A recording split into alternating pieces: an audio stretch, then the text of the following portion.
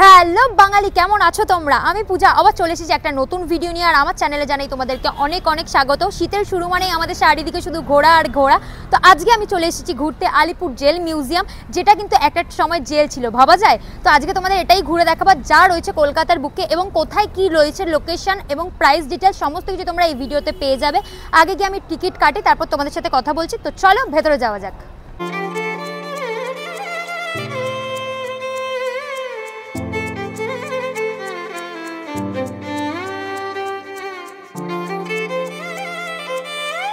তো ফার্স্টে এখানে ঢুকে দেখতে পাচ্ছি আমরা টিকিট ঘর, মানে টিকিট কাউন্টার। এখান থেকে টিকিট কাটতে হয়। তারপরে আছে অফিস, আর এদিকে দেখো রয়েছে সুভেনির শপ, মানে এর ভেতরে। আর এছাড়াও কিন্তু এখানে কিন্তু ওয়াশরুমও আছে, মানে শৌচালয় রয়েছে, দেখতেই পাচ্ছ এখানে।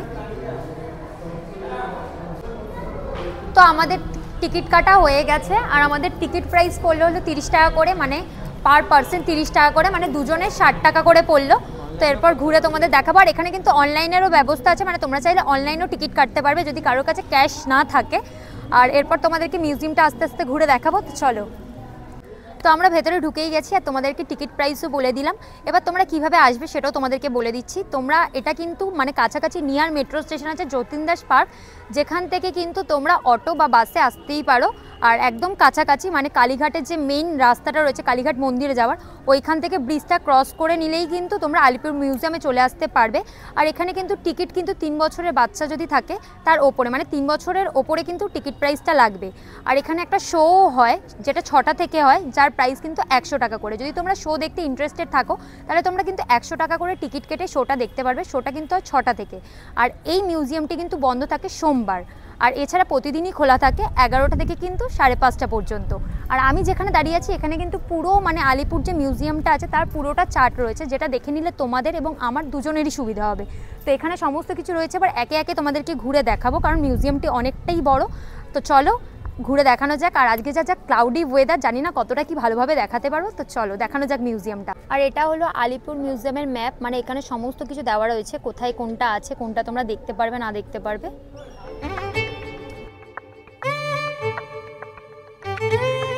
তো আমরা এখন ফার্স্টেই দেখতে পাচ্ছি ফাঁসির মঞ্চ, নেহেরু কক্ষ, নেতাজি কক্ষ, চিত্তরঞ্জন দাস কক্ষ, বিধানচন্দ্র রায় কক্ষ, যতীন্দ্রমোহন সেনগুপ্ত কক্ষ। তো এইখানে আমরা যাচ্ছি, এখানে এই কটা জিনিস আমরা দেখতে পারবো। তো চলো প্রথমে আমরা ফাঁসির মঞ্চটা দেখে আসি। তো আমরা এখন ফাঁসির মঞ্চে যাচ্ছি। ফাঁসির মঞ্চটা দেখতে মানে ভেবেই গায়ে কাটা দিচ্ছে যে এখানে একটা টাইমে মানুষকে ফাঁসি দেওয়া হতো, মানে মানুষকে বলতে গেলে মানে কয়েদিদের। এই সেই ফাঁসির মঞ্চ, ভাবো এখানে কত বিপ্লবী নিজেদের প্রাণ দিয়েছেন দেশকে রক্ষা করার জন্য। তো আমরা এখন পুরো ফাঁসির মঞ্চটার সামনে রয়েছি, মানে সত্যি কথা বলতে গেলে গায়ে কাটা দিচ্ছে। ভাবো কত বিপ্লবীরা, কত শহীদ এখানে, মানে শহীদ হয়েছে বিপ্লবীরা, এখানে ফাঁসি দেওয়া হয়েছে দেশের মানে দেশকে রক্ষা করার জন্য। তারা নিজেদের প্রাণও বলিদান করেছেন। তার মধ্যে কিন্তু অনেকজনই রয়েছে, যেমন দীনেশ গুপ্ত, দীনেশ মজুমদার, এরকম অনেকজনই আরও রয়েছেন। আর এখানে যে ফাঁসিটা দেওয়া হতো তার আগে কিন্তু মানে ফাঁসি দেওয়ার আগে এখানে কয়েদিদের বা যে বিপ্লবীরা ছিল তাদেরকে এখানে একটা কক্ষ রয়েছে, সেই কক্ষটিতে রাখা হতো এবং তারপরে এনে ফাঁসি দেওয়া হতো এখানে। আর ফাঁসি দেওয়ার আগে মানে যখন ফাঁসি দেওয়া হতো তখন কিন্তু এখানে একটা ভবন আছে যেখানে গ্যালারি টাইপস রয়েছে, সেখান থেকে কিন্তু মানে মানুষজন এই ফাঁসিটা দিত যে সেটাও দেখতে পেতো। মানে ভাবো জাস্ট, মানে ভাবলেই গায়ে কাটা দিচ্ছে কিরকম একটা। তো তোমাদেরকে দেখিয়ে দিচ্ছে এখানে কি কি আছে। আর যেহেতু ব্যাকগ্রাউন্ডে গান চলছে যার কারণে কিন্তু একটু কমই কথা বলার চেষ্টা করছি।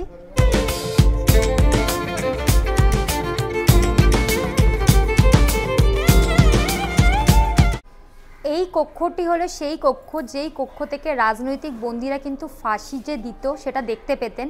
আর জাস্ট তোমাদের দেখাচ্ছি, মানে ফাঁসি যে মঞ্চটা রয়েছে, ফাঁসি কাটের যে মঞ্চটা, তার বিপরীত দিকেই কিন্তু রয়েছে এই গ্যালারিটা, মানে এখান থেকে কিন্তু মানুষজন দেখতে পেত যে ফাঁসি দেওয়া হচ্ছে। এবার আমরা এই রুমটিতে ঢুকছি, মানে এখানে রুম রয়েছে অনেক কটা, মানে জেল টাইপস রয়েছে, যেখানে কিন্তু কয়েদিদের আটকে রাখা হতো। কেন আটকে রাখা হতো? যাদেরকে ফাঁসি দেওয়া হবে তাদেরকে কিন্তু এই ভেতরেই কিন্তু রাখা হতো, মানে আটকে রাখা হতো, তারপরে নিয়ে গিয়ে ফাঁসি দেওয়া হতো। আর সামনেই রয়েছে ওই গ্যালারিটা যেখান থেকে ফাঁসি মানে যে দিত সেটা দেখতে পেত। তো তোমাদের দেখাচ্ছি এই জায়গাটা ঘুরে।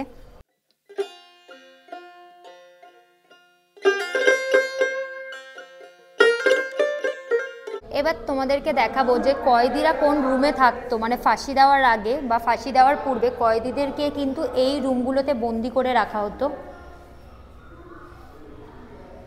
মানে জাস্ট ভাবতেই অবাক লাগছে। ভাবো যে জেলটাকে আজকে মিউজিয়াম করে দিয়েছে বলে আমরা জেলটার ভেতরে ঢুকে সমস্ত কিছু দেখতে পাচ্ছি। সত্যি কথা বলতে গেলে আজকে এই মিউজিয়াম করেছে বলেই আমরা কিন্তু অনেক কিছু জানতে পারছি, কারণ জেলে তো মানুষ এমনি এমনি যায় না, যেহেতু এটাকে মিউজিয়াম করে দেওয়া হয়েছে তাই জন্য কিন্তু আমাদের অনেক ইতিহাস এখানে সংরক্ষণ করেও রাখা যাচ্ছে বা রাখা হয়েছে এখানে, যাতে আমরা ইতিহাস কোনোদিনও না ভুলি। আমাদের সমস্ত ইতিহাস কিন্তু এখানে আসলে মনে পড়ে যাবে যে কত বিপ্লবী আমাদের দেশের জন্য শহীদ হয়েছে। এই হলো কিন্তু আরেকটি কক্ষ। এই কক্ষটিতেও কিন্তু বন্দীদেরকে রাখা হতো এখানে ফাঁসি দেওয়ার পূর্বে। এখানে দেখতেই পাচ্ছ, তোমাদেরকে দেখিয়ে দিলাম এই কক্ষগুলো, কত ছোট ছোট কুঠুরেরই ভেতরে রাখা হতো কিন্তু বন্দীদেরকে।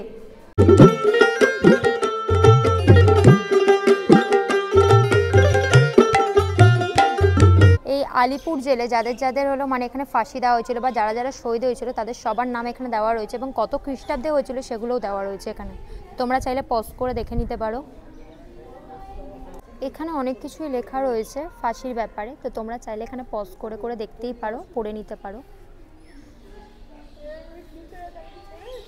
এইটা জাস্ট একবার দেখো, এটা হলো ব্রিটিশ আমলকালে যখন ব্রিটিশরা মানে আমাদের দেশকে শাসন করছিল বা শোষণ করছিল, তখন কিন্তু সামান্য পান থেকে চুন খসলেই মানুষজনকে এইভাবে কিন্তু গাছের সাথে ঝুলিয়ে দেওয়া হতো, ফাঁসি দিয়ে দেওয়া হতো, যাতে মানুষজনের মনে ভয় সৃষ্টি হয়। এই কক্ষটাকে কিন্তু শুধু গ্যালারি হিসেবে ইউজ করতো না যে ফাঁসি দেওয়া হবে শুধু দেখতে পাবে। এখানে কিন্তু ফাঁসি দেওয়ার পর যে লাশটা থাকতো তাদেরকে এখানে এনে কিন্তু পরীক্ষা করা হতো, ডাক্তারি পরীক্ষা করা হতো, তারপরে কিন্তু লাশটিকে মৃত বলে ঘোষণা করা হতো। এবার তোমাদেরকে কিছু সেল ঘুরে দেখাবো যেখানে কিন্তু নেতাজি, বিধানচন্দ্র রায় এরা সবাই ছিল। তো চলো ভেতরে গিয়ে তোমাদেরকে দেখাচ্ছি। এখানে কিন্তু Netaji cell, Bidhan Chandra Roy cell, Chittaranjan Das cell, Jatindramohan Sengupta cell এর ভেতরে রয়েছে।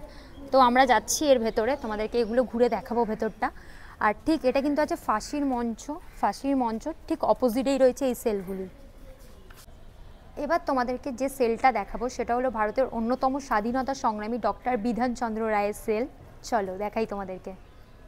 ডক্টর বিধানচন্দ্র রায় কিন্তু 1930 থেকে 1931 পর্যন্ত এই কারাকক্ষে ছিলেন, মানে এই সেলটিতে ছিলেন, এবং 5ই সেপ্টেম্বরের 1930 থেকে 16ই জানুয়ারি 1931 পর্যন্ত এই কারাকক্ষে কিন্তু তিনি বন্দী ছিলেন। এবার আমরা নিচটা ঘুরে নিয়েছি, নিচে তোমাদের দেখিয়ে দিলাম যে ডক্টর বিধানচন্দ্র রায়ের হলো মানে সেলটা রয়েছে। এরপর আমরা ওপর দিকে যাব, ওপরে কারা কারা রয়েছে, কাদের কাদের সেল আছে সেটাও তোমাদেরকে দেখাবো। তো চলো ওপরে চলো, তারপর তোমাদের সাথে আবার কথা হচ্ছে। এবার তোমাদেরকে যার সেল দেখাবো সে হলো ভারতের অন্যতম বা বিশ্বব্যাপী তার নাম রয়েছে নেতাজি সুভাষচন্দ্র বসু। তিনি যে সেলটাতে ছিলেন কারাকক্ষে সেটা তোমাদেরকে দেখাবো। তো চলো। নেতাজি সুভাষচন্দ্র বসু কিন্তু 1930 খ্রিস্টাব্দে 23শে জানুয়ারি থেকে 23শে সেপ্টেম্বর পর্যন্ত এই কারাকক্ষতে বন্দী ছিলেন। আমি এখন ঠিক দাঁড়িয়ে আছি আমাদের দেশপ্রিয় যতীন্দ্রমোহন সেনগুপ্ত সেলের সামনে, যিনি এখানে কিন্তু ছিলেন 1930 থেকে 1933 পর্যন্ত এই কারাকক্ষে কিন্তু তিনি বন্দী ছিলেন। এই পুরো জায়গাটাই কিন্তু আমাদের অনেক বিপ্লবী ছিল একটা টাইমে, নেতাজি থেকে শুরু করে ডক্টর বিধানচন্দ্র রায়, সমস্তটাই তোমাদের এখানে ঘুরে দেখিয়ে দিলাম। আর কত স্কুল বাচ্চা এসেছে দেখো। এটা কিন্তু হলো আর্ট স্টুডিও। এই আর্ট স্টুডিওটিতে কিন্তু এই যে সংশোধনাগারের মধ্যে যে অনেক মানে বন্দি বা কয়েদিরা থাকতো, তারা তাদের নিজেদের দক্ষতা মানে তাদের শিল্প, তাদের যে হাতের কাজ, অনেকের অনেক কিছু জিনিস আছে সেগুলো বা নিজেদের দক্ষতা বিকাশের জন্য কিন্তু এই স্টুডিওর মধ্যে তাদের কিছু কিছু জিনিস বা প্রদর্শনী রাখা রয়েছে, যেগুলো এখন বন্ধ আছে, আমি তোমাদেরকে দেখাতে পারলাম না। মানে এখানে কয়েদিরা কিন্তু নিজেদের হাতের কাজ বা নিজেদের দক্ষতা বাড়ানোর জন্য অনেক কিছু শিখতো বা অনেক শিল্পকলাও করে থাকতো, যে এই আর্ট স্টুডিওর ভেতরে আছে। এটা তো এখন বন্ধ আছে, সো তোমাদের দেখাতে পারলাম না। তো চলো সামনের দিকে যাওয়া যাক। তো এখন আমরা যাচ্ছি নেহেরু সেলের দিকে। এখন কিন্তু আমরা আছি নেহেরু সেল, মানে তোমাদের দেখাবো যেখানে নেহেরু, জওহরলাল নেহেরু আমাদের যে ছিলেন তার সেল এটা। তো তোমাদেরকে ঘুরে দেখাবো, চলো। এই হলো আমাদের জওহরলাল নেহেরু, যিনি 1947 খ্রিস্টাব্দে ভারতের প্রধানমন্ত্রী হয়েছিলেন, প্রথম প্রধানমন্ত্রী। আর ইনি এই কারাকক্ষে বন্দী ছিলেন হলো 17ই ফেব্রুয়ারি 1934 থেকে 7ই মে পর্যন্ত এই কারাকক্ষে কিন্তু তিনি বন্দী ছিলেন। আমাদের ভারতের প্রথম প্রধানমন্ত্রী জওহরলাল নেহেরু কিন্তু এই কারাকক্ষে বন্দী ছিলেন। আর তিনি যেহেতু আইন অমান্য আন্দোলনে যোগদান করেছিলেন, যার কারণে কিন্তু ব্রিটিশ সরকার 1934 খ্রিস্টাব্দে 17ই ফেব্রুয়ারি থেকে 7ই মে পর্যন্ত মানে 80 দিন টোটাল এই কারাগারে কিন্তু তাকে বন্দী করে রেখেছিলেন। তিনি হলেন জওহরলাল নেহেরুর মেয়ে মানে বা কন্যা ইন্দিরা নেহেরু, যা পরবর্তীকালে যার নাম হয় ইন্দিরা গান্ধী, তিনি কিন্তু ছিলেন আমাদের ভারতের তৃতীয় প্রধানমন্ত্রী। আর ইনি কিন্তু 2 সপ্তাহ অন্তর অন্তর তার পিতা জওহরলাল নেহরুর সাথে কিন্তু দেখা করতে আসতেন। 20 মিনিটের জন্য কিন্তু তাদের দেখা করতে দেওয়া হতো। এই কারাকক্ষের বাইরে এসে তারা এই গাছতলাতেই বসে কিন্তু কথা বলতেন বা আলাপ আলোচনা করতেন।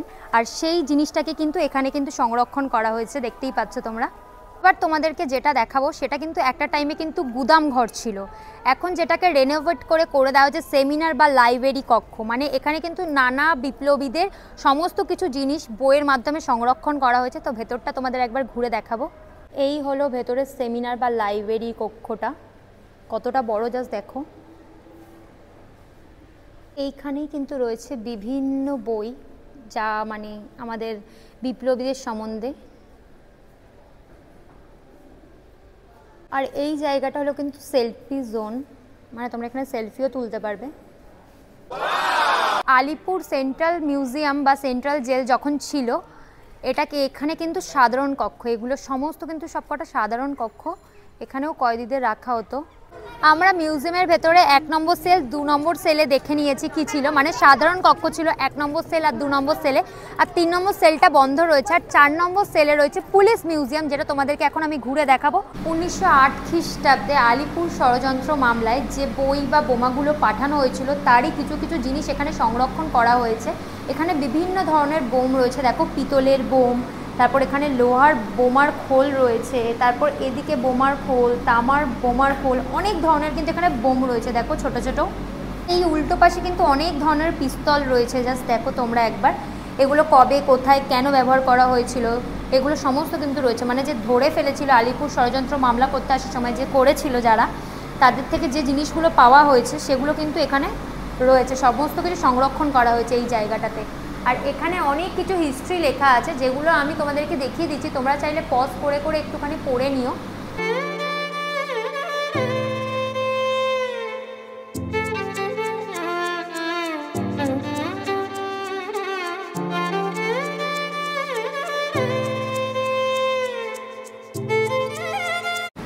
এবার আমরা যে কক্ষটিতে এসেছি সেটা হলো ঢাকা ষড়যন্ত্র মামলা, যেটা 1910 খ্রিস্টাব্দে হয়েছিল। এখানে কিন্তু আমরা বিভিন্ন ধরনের গানস বা বন্দুক দেখতে পাচ্ছি, দেখো সব পিতলের রয়েছে, কত খ্রিস্টাব্দে কার কাছ থেকে এগুলো পাওয়া গেছিল বা কখন হয়েছিল, এখানে কিন্তু সমস্ত কিছু সংরক্ষণ করা আছে। এই পুলিশ মিউজিয়ামে আসলে কিন্তু তোমরা এইসব জিনিসগুলো পেয়ে যাবে বা দেখতে পাবে। এই পুলিশ মিউজিয়ামে আসলে কিন্তু অনেক জিনিস দেখতে পারবে তোমরা, বোম থেকে শুরু করে বিভিন্ন ধরনের পিস্তল, পুলিশদের ওপর যখন আক্রমণ করেছিল তখনকার টাইমে যে কি বাজেয়াপ্ত করেছে মানে শত্রুপক্ষ থেকে, সমস্ত কিন্তু এই পুলিশ মিউজিয়ামে তোমরা পেয়ে যাবে। এখানে মানে বিভিন্ন কক্ষ রয়েছে, বিভিন্ন কক্ষে বিভিন্ন জিনিস রয়েছে, মানে 1 থেকে আই থিঙ্ক 6টা কি 7টা মতো মানে কক্ষ আছে।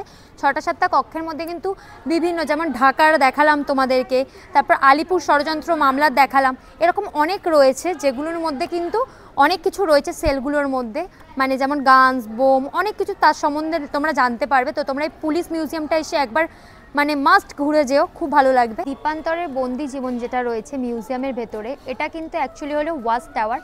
যখন এটা জেল ছিল ওই টাইমে কিন্তু বিভিন্ন কয়েদিদের এখান থেকে দেখা হতো, মানে এই ওয়াচ টাওয়ার থেকে কিন্তু দেখা হতো বিভিন্ন কয়েদিদের, মানে যখন সব গেটগুলো ওপেন করে দেওয়া হতো যাতে এই ওয়াচ টাওয়ার থেকে সমস্ত কয়েদিদের নজরদারি করতে পারে, যার কারণে কিন্তু এটা ছিল। আর এখানে মাইকও ছিল সেট করা, যেখান থেকে ওরা অ্যানাউন্স করতো। কিন্তু তোমরা সেল 5 এক্সিবিশন মানে প্রদর্শনী কক্ষ, তারপর কফি শপ, তারপর kitchen, light show, sound, Kazi Nazrul Islam কক্ষ, সমস্ত কিন্তু এখান থেকে মানে তোমরা যেতে পারবে। এরপর আমরা সোজাসুজি যাচ্ছি নজরুল সেলে, মানে নজরুল কক্ষের দিকে যাচ্ছি, গিয়ে তোমাদের নজরুল কক্ষটাও ঘুরে দেখাবো। তো চলো, আমরা এখন কাজী নজরুল ইসলাম কক্ষের একদম সামনেই তোমাদেরকে দেখাচ্ছি, চলো সেলটা। এই হলো কাজী নজরুল ইসলাম সেল। জাস্ট ভেতরটা ঢুকে তো জাস্ট মনে হচ্ছে সত্যি সত্যি আমার সামনে তিনি বসে আছেন।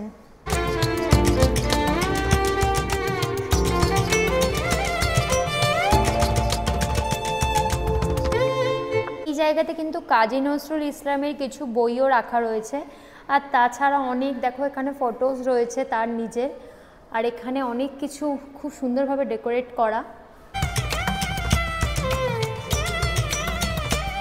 কথা বলতে গেলে এই আলিপুর জেলটা যদি মিউজিয়ামে না পরিণত হতো, 1.5 বছর আগেই আই থিঙ্ক এটা হয়েছে, একটা টাইম এটা জেল ছিল, মানে ভাবলেও সত্যি কীরকম একটা অবাক লাগছে যে একটা টাইমে এখানে কত বন্দিরা ছিল, কত বিপ্লবীরা প্রাণ দিয়েছে। যদি আজকে এটা মিউজিয়াম না তৈরি হতো তাহলে হয়তো আমরা এত ইতিহাস, এত ভেতরে কারুকার্য, জেল অ্যাকচুয়ালি কীরকম হয়, ভেতর থেকে কতটা কষ্টের লাইফ বা কত কষ্টের একটা শাস্তি দেওয়া হতো সেটা আমরা জানতেই পারতাম না।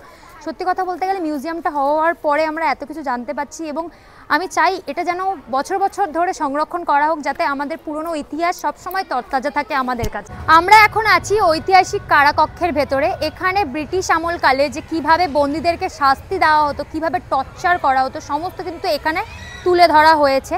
তো সেই প্রদর্শনীগুলি তোমাদেরকে দেখাবো, এবং এখানে বন্দীদের মানে যে কারাগারে যে বন্দীরা ছিল তাদের জীবন চর্চাগুলো কীরকম, মানে তাদের জীবন কিভাবে কাটতো সেগুলো সব এখানে রয়েছে, সেগুলোই তোমাদেরকে ঘুরে এখন দেখাচ্ছি। চলো। এই সেই জায়গা যেখানে ব্রিটিশের আমলে এখানে অত্যাচার করা হতো বন্দীদের ওপর বা কয়েদিদের ওপরে। আর এখানে কিন্তু আসতে মানে পেছনে কিন্তু একটা ব্যাকগ্রাউন্ড মিউজিকও চলছে, যে যখন টর্চার করতো তারা কীরকম রিয়াকশান দিত, কী দিত না দিত। তো ফিল্ডটা কিন্তু মনে হচ্ছে অনেকটা রিয়েল, মানে আমাদের চোখের সামনে এগুলো তুলে ধরেছে। চলো তোমাদেরকে একবার ঘুরে দেখাচ্ছি। দেখো এখানে হলো চুল কাটা হচ্ছে, মানে ন্যাড়া করে দেওয়া হতো চুল কেটে, দেখো। আর এই যে দাঁড়িয়ে রয়েছে আমাদের ব্রিটিশ আমলে কীভাবে অত্যাচার করতো মানুষের ওপরে। এখানে দেখো জাস্ট, এখানে কিন্তু এটা দেখাচ্ছে যে চাবুক দিয়ে মারছে কয়েদিদের।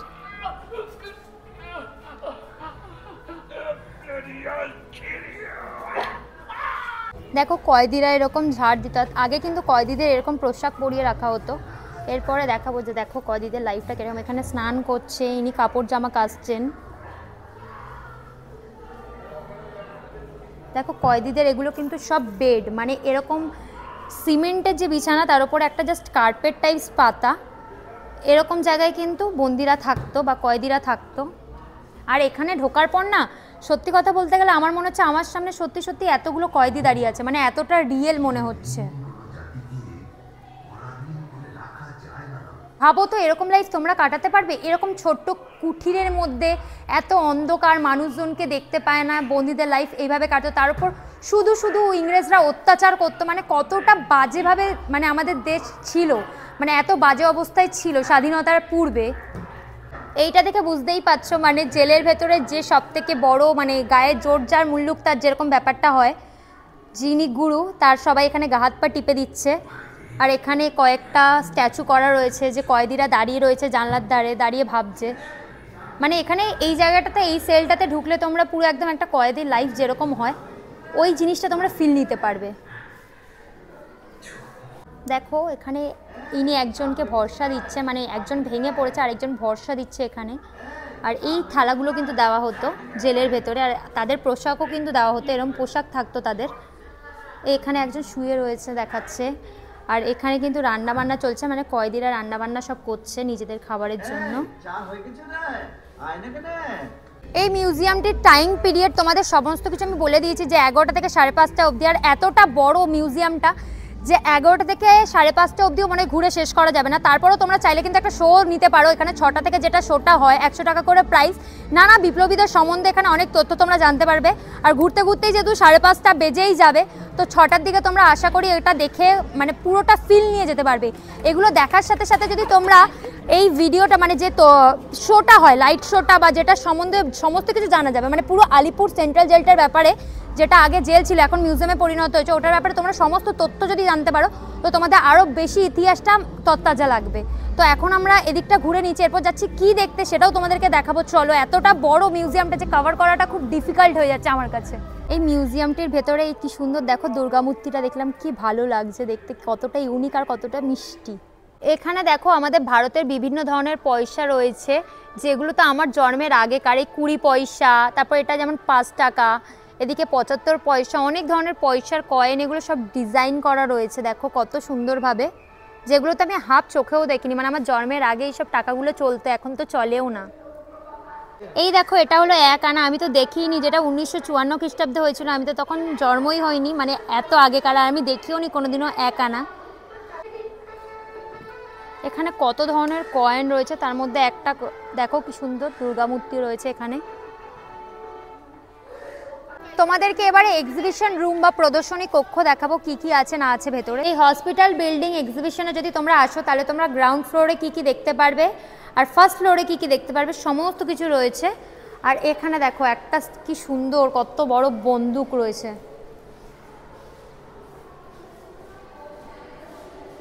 ভারতের যে স্বাধীনতা সংগ্রামের যে বিপ্লবী ছিল দীনেশ গুপ্ত, তিনি যে পিস্তলটা ব্যবহৃত করতো তার বিবর্ধিত রূপ কিন্তু এটা, মানে সেই অনুসরণ করে কিন্তু এই পিস্তলটিকে বানানো হয়েছে বা পিস্তলটির স্ট্যাচু বানানো হয়েছে। জাস্ট দেখো কতটা বড়।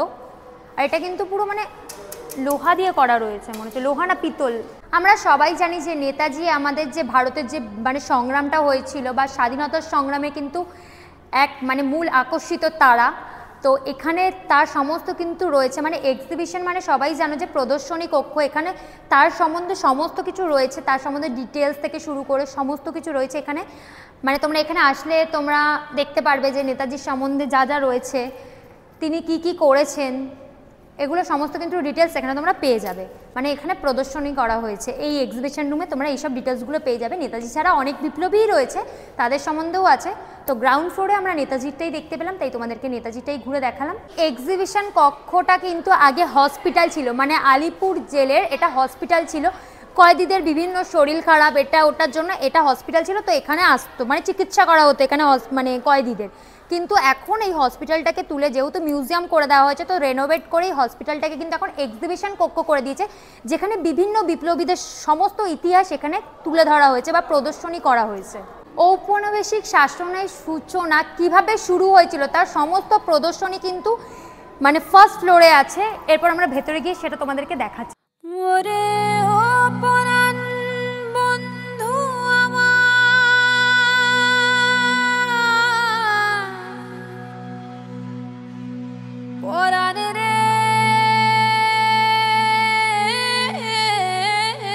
এই ফার্স্ট ফ্লোরে যদি আসো এক্সিবিশন হলে, এখানে কিন্তু ভারতের যে মুক্তি সংগ্রাম হয়েছিল তাদের মধ্যে যে যে বিপ্লবী মানে রাজা রামমোহন রায়, ঈশ্বরচন্দ্র বিদ্যাসাগর, ডক্টর বিধানচন্দ্র রায়, যারা যারা অংশগ্রহণ করেছিল তাদের সমস্ত কিন্তু তথ্য এই এক্সিবিশন রুমে তোমরা আসলে পাবে। আর এখানে কিন্তু বাংলার যে মুক্তি মানে ভারতের যে মুক্তি সংগ্রাম যুদ্ধটা বা বিদ্রোহটা হয়েছিল ওই মুক্তি সংগ্রামে যা মানে পর্বগুলো রয়েছে, মানে প্রথম পর্ব, দ্বিতীয় পর্ব, তৃতীয় পর্ব এবং কোন কোন জায়গায় হয়েছিল সমস্ত কিন্তু ডিটেলস তোমরা এই এক্সিবিশন রুমে আসলে পেয়ে যাবে। মানে ফার্স্ট ফ্লোরটা মেন রয়েছে এই কারণে। তো এরপর আমরা দ্বিতীয় পর্ব যাবো, কারণ ফার্স্ট পর্ব তোমাদের ঘুরে দেখিয়ে দিয়েছি। চলো দ্বিতীয় পর্বে কী কী আছে না আছে সেগুলো তোমাদেরকে দেখাই।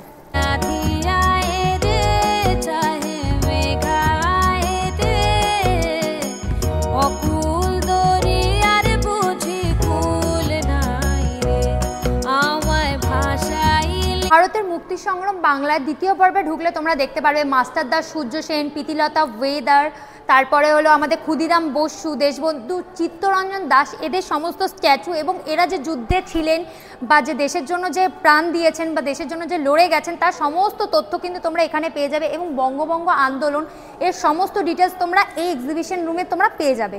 এরপর আমরা তৃতীয় পর্ব ঘুরে দেখবো কী আছে। চলো, আরেকটা যেটা কথা, আমি তোমাদের ভেতরে গিয়ে ডিটেলসে কথা বলে তোমাদের বলতেই পারতাম, কিন্তু এই সব এক্সিবিশন রুমের ভেতরে না ব্যাকগ্রাউন্ডে গান চলছে, যার কারণে আমি কথা বলতে পারছি না। ভেতরটা জাস্ট তোমাদের ঘুরিয়ে দেখাচ্ছে আর কী কী আছে না আছে সেগুলো তোমাদের ডিটেলসে বাইরে বেরিয়ে এসে বলছি।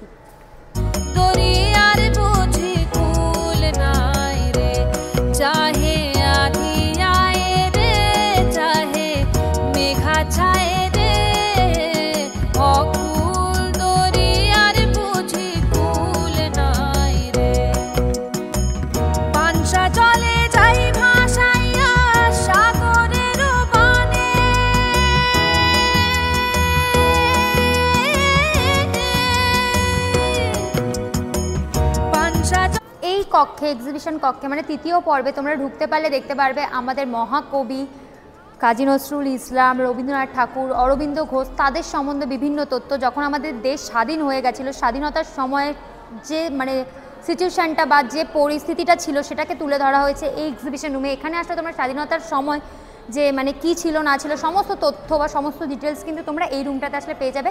তো আমাদের এই জায়গাটা ঘোরা হয়ে গেছে, টোটাল যে কটা মানে কক্ষ ছিল সব কটা আমরা ঘুরে নিয়েছি। এবার যদি কিছু দেখতে পাচ্ছি সেটা তোমাদেরকে আমি বলছি। এবার তোমাদেরকে দেখাবো খুবই একটা ইন্টারেস্টিং জিনিস, মানে এক্সিবিশন কক্ষে কারার ওই লৌহ কপাট। আমরা সবাই গানটা জানি, কারার ওই লৌহ কপাট ভেঙে ফেল কর রে লোপাট। এই সেই কারার ওই লৌহ কপাট, দেখো এই জেলের ভেতরে এখান থেকে জাস্ট ভিউটা দেখো কি অসাধারণ লাগছে না? আমাদের ভারতের স্বাধীনতা সংগ্রামে শুধু পুরুষ নয়, মহিলাও কিন্তু অংশগ্রহণ করেছিল। তাদেরও কিন্তু কিছু কিছু তথ্য এখানে রয়েছে এক্সিবিশন কক্ষে। চলো তোমাদেরকে ঘুরে দেখাচ্ছি। আর বারবারই আমি বলছি যে ভেতরে যেহেতু মিউজিক চলছে, আমি সেভাবে তোমাদের সাথে কথা বলে বোঝাতে পারছি না, বাট তোমাদেরকে জাস্ট দেখিয়ে আমি বাইরে এসে সব কিছু বলছি। তো চলো এই রুমের ভেতরেও যাচ্ছি, এখানেও গান বাজছে। তো ভেতরে ঢুকে তোমাদেরকে দেখাচ্ছি যে কার কার ছবি আছে, কার কার কী তথ্য আছে না আছে। চলো।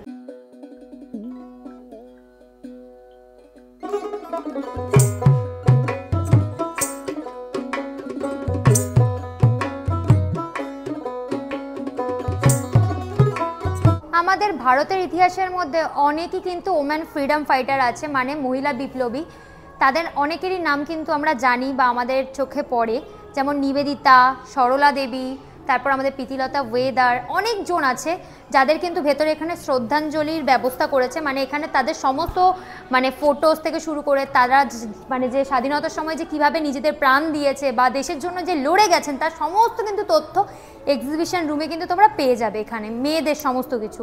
তো এরপর আমরা যাচ্ছি এক্সিবিশন রুম। আমাদের পুরোটা ঘোরা হয়ে গেছে, কারণ আমরা গ্রাউন্ড ফ্লোর এবং ফার্স্ট ফ্লোর দুটোই কমপ্লিট করে নিয়েছি।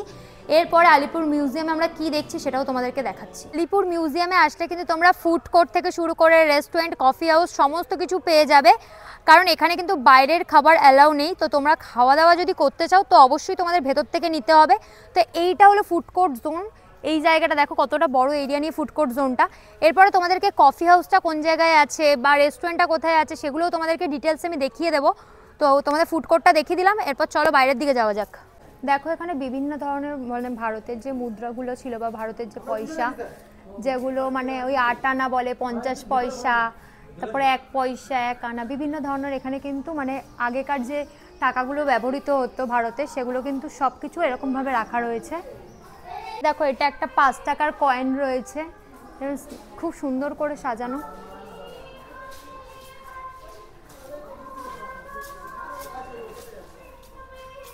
ভারতের যে মুদ্রা ব্যবহৃত হয় বা টাকা পয়সা যা ইচ্ছে তোমরা বলতে পারো, মানে প্রাচীনকালে যে 1 আনা, তারপরে 8 আনা, 75 পয়সা, 25 পয়সা, অনেক পয়সা আছে যেগুলো তো আমি জন্মের আগেই হয়তো বন্ধ হয়ে গেছে।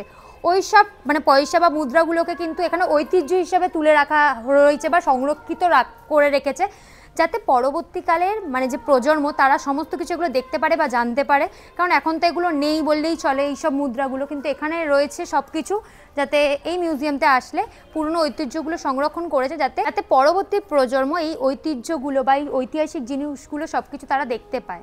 এবার তোমাদেরকে যেটা ঘুরে দেখাবো এই মিউজিয়ামটির ভেতরে, সেটা হলো তাঁতকল, যেখানে বিভিন্ন কয়েদিরা নিজের হাতে তাঁত বুনতো। বলেইছিলাম যে এখানে মানে কয়েদিদের শুধুমাত্র মানে বন্দি করে রাখা হতো না, তারা নিজেদের কাজবাজও করতো বা যাদের যেটা দক্ষতা আছে তারা কিন্তু তাদের প্রদর্শনী হিসেবেও সেগুলো রাখতো। মানে তাঁতকল মানে এখানে হলো তাঁতের জিনিসপত্ররা যে কয়েদিরা নিজেদের হাতে বানাতো সেগুলোই এখানে মানে তুলে ধরা হয়েছে। চলো তোমাদেরকে গিয়ে দেখাচ্ছি তাঁতকলটা। এই কারাগার বা এই কক্ষে কিন্তু ৭৫,১০০ বন্দিকে রাখা সম্ভব, মানে কতটা বড় জাস্ট দেখো একবার। আর এখানেই কিন্তু কয়েদিরা তাদের নিজেদের হাতে এই কাজগুলো করতো। যখন ব্রিটিশ আমলে মানে কয়েদিদের ওপর কিন্তু প্রচুর রকমের মানে অত্যাচার করা হতো, এবং কিন্তু তখন ব্রিটিশ আমলে কিন্তু এই কয়েদিরা কিন্তু মানে খুবই কঠোর পরিশ্রম করতো। আর তারা যদি একটুও মানে কথা না শুনতো বা পান থেকে চুন খসলে তাদের ওপর কিন্তু বিভিন্ন অত্যাচার করা হতো এবং চিকিৎসা বিষয়ক অত্যাচারও করা হয়ে থাকতো। এবং এখানেই সেটা তুলে ধরা হয়েছে যে এখানে দেখো একজন হলো এখানে তাঁত বুনছে অলরেডি, মানে এরকমভাবে কয়েদিরা তাঁত বুনতো বা কাপড় বানাতো। এখানে দেখাচ্ছে যে মানে কয়েদিরা নিজেরা হাতে সুতো যে বোনে না, মানে চরকা কেটে সুতো বুনে তারপরে যে মানে শাড়ি বানাতো তাতে বসে, এখানে কিন্তু সেই জিনিসটাই তুলে ধরা হয়েছে। এখানে দেখো কয়েদিরা হলো চরকা কাটছে, মানে সুতো কাটছে, সুতো ইসে করছে, রিল করছে, যার দ্বারা কিন্তু ওই তাঁতে মানে শাড়ি তৈরি হয়। সবাই জানো তাঁত শিল্পের ব্যাপারে। জাস্ট দেখো এই দেখো কয়েদিরা এখানে হলো ওই সুতো মানে চরকা কাটছে, এখানেও আরেকজন রয়েছে, এটাই এখানে তুলে ধরা হয়েছে এখানে যে তাঁতকলে তারা কিভাবে কি করতো, জীবন কাটাতো। আর এখানে দেখো ইংরেজ সরকার। এই হলো সেই শহীদ স্তম্ভ যেখানে স্বাধীনতা সংগ্রামীরা ফাঁসির মঞ্চে কিংবা অমানসিক অত্যাচারের শিকারে অথবা অসুস্থ হয়ে এই বন্দিশালায় মৃত্যুবরণ করেছেন, এবং কেউ কেউ আত্মহত্যার কথাও মনে করেছেন। তারই সব স্মৃতি এই স্মৃতিস্তম্ভের মাধ্যমে মানে জাগরিত রেখেছে বা সজাগ করে রেখেছে। কারাগারের ফাঁসির মঞ্চে যাদের যাদের হলো এখানে ফাঁসি দেওয়া হয়েছিল তাদের কিন্তু এখানে জন্ম তারিখ থেকে শুরু করে মৃত্যুবরণ এবং কে কে এই মানে আত্মঘাতী হয়েছিল এই কারাগারে তাদের সমস্ত নাম ডিটেলস এখানে দেওয়া রয়েছে। আর কারাগারের মধ্যে যারা যারা মৃত্যুবরণ করেছিল তাদেরও কিন্তু সাল সমস্ত কিছু এখানে ডিটেলস দেওয়া রয়েছে। এই আলিপুর মিউজিয়ামের ভেতরে কিন্তু তোমরা বাঁকুড়া জেলার বিশ্ববিখ্যাত ডোকরা শিল্পও দেখতে পারবে। ডোকরা শিল্প আমরা এর আগেও শুনেছি বা দেখেছি। আর ডোকরা শিল্প কিন্তু অ্যাকচুয়ালি ঐতিহ্যবাহী একটি ধাতু বা কাস্টিং শিল্প। আর এটা কিন্তু এই ডোকরা শিল্পের ইতিহাস কিন্তু 4000 বছরের বেশি সময় ধরে বিস্তৃত এবং একে কিন্তু বিশ্বের প্রাচীনতম ধাতব কাজের নিদর্শন শিল্পে পরিণত করে তুলেছে। এটা কিন্তু বাঁকুড়া জেলার খুব ফেমাস এবং খুবই সুন্দর কাজ। আমার খুবই ভালো লাগে ডোকরা শিল্পটা। এই যে ডোকরা শিল্পটা দেখছো এটা কিন্তু আলিপুর মিউজিয়ামে রাখা রয়েছে এই কারণে, সল্টলেকে FD ব্লগে কিন্তু এই বাঁকুড়ার ডোকরা শিল্পটা হয়েছিল দুর্গাপুজোর সময়, মানে একটা থিম হিসাবে। ওই থিমটিকে কিন্তু এখানে প্রদর্শনী হিসেবে রাখা রয়েছে আলিপুর মিউজিয়ামে। আর যারা যারা এখনও আমার হলো দুর্গাপূজার ব্লগটা দেখোনি ঝটপট করে দেখো। আমি গেছিলাম সল্টলেকে আর এই ডোকরা শিল্পটা কিন্তু আমি দেখে এসেছি সল্টলেকে FD ব্লগের, যেটা এখানে প্রদর্শনী হিসেবে রাখা রয়েছে। তো তোমাদের দেখিয়ে দিলাম।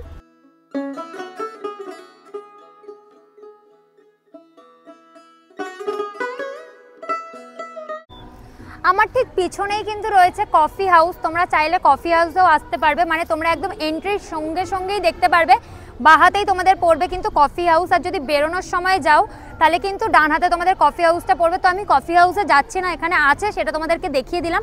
আর এর পাশেই আছে কিন্তু রেস্টুরেন্ট ওপরে, মানে নিচে কফি হাউস আর ওপরে কিন্তু আছে রেস্টুরেন্ট।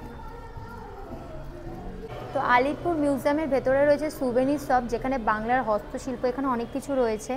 তারপরে এখানে বিভিন্ন ধরনের বই, তারপর ফটো ফ্রেম থেকে শুরু করে কফি মাগ, তারপর ব্যাগপত্র যেগুলো হ্যান্ডমেড, তারপর এখানে কাঁথা স্টিচের কিছু কিছু ওড়না রয়েছে। তো এখানে থেকে তোমরা চাইলে কেনাকাটাও করতে পারবে। আর পাবে না না না না ছেড়ে দেব না।